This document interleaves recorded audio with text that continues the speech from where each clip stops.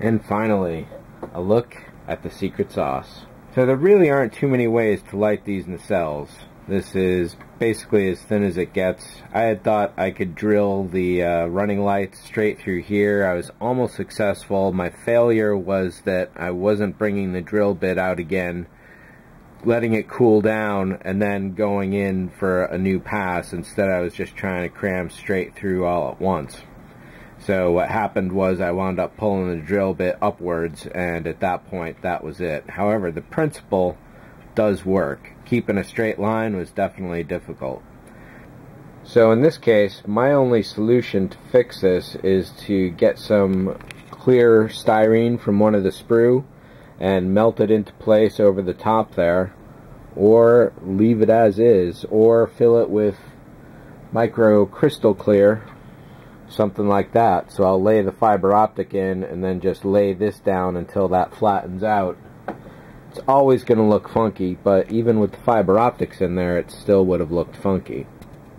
My idea for this is to get 2 fiber optic strands. I'll color one red and the other green with simple Sharpie markers, and I'll run them off probably to this LED right here, or maybe I'll split it so some of the light still gets around, because this section of the lighting strip has to illuminate all of these lights here.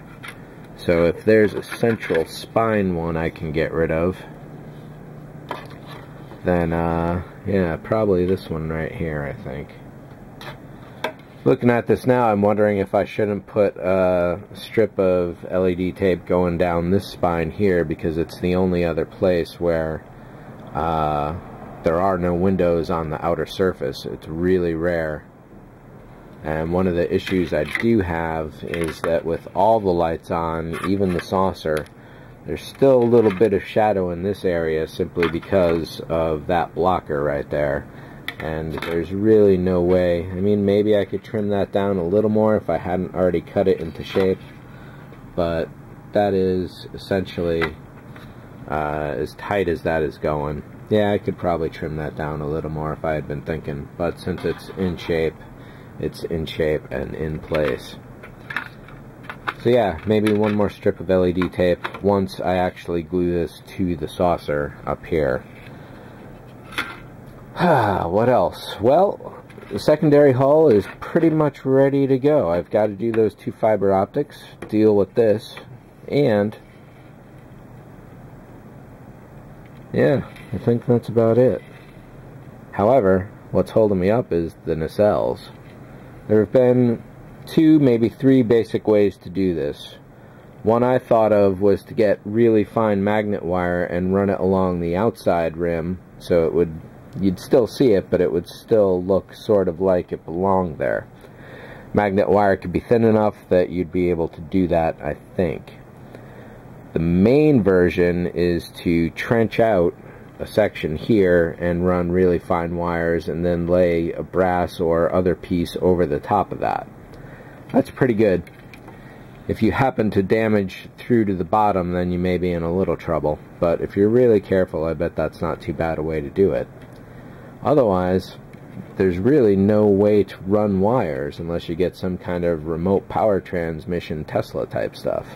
That ain't happening for a little scale model. However, it did occur to me that copper tape might just do it. And, in fact, it does. I've done several tests now. They all work.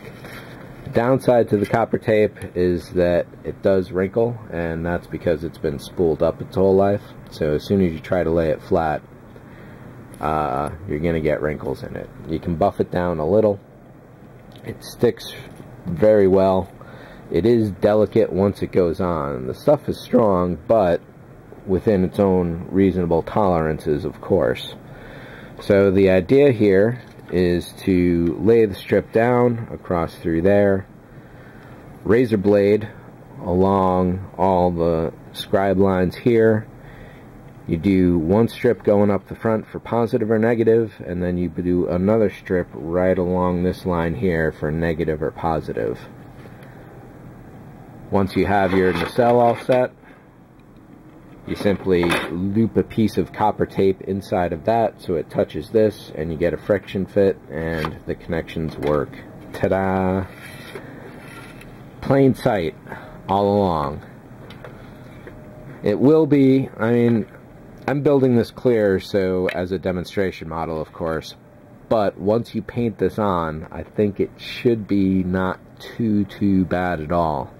At least no worse than trenching that whole section of the entire pylon.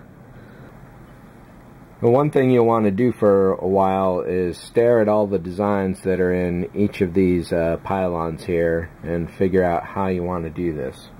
I'm going to throw in plenty of this stuff so you can test and have accidents and not worry about screwing anything up.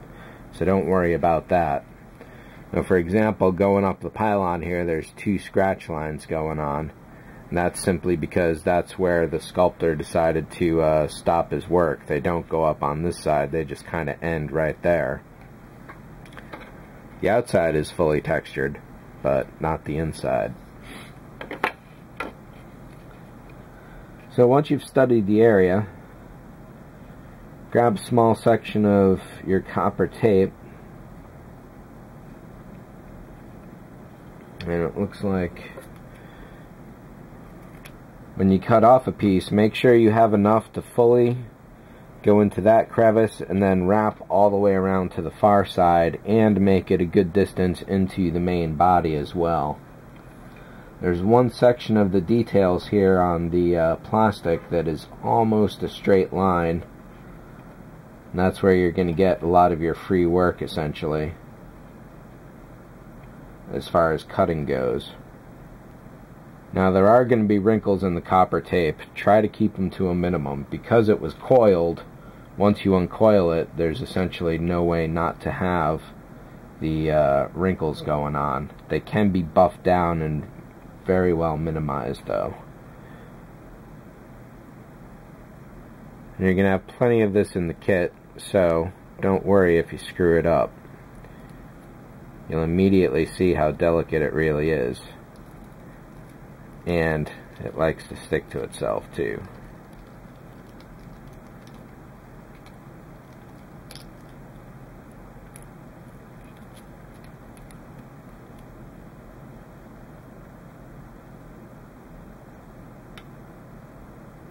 Find a good central point.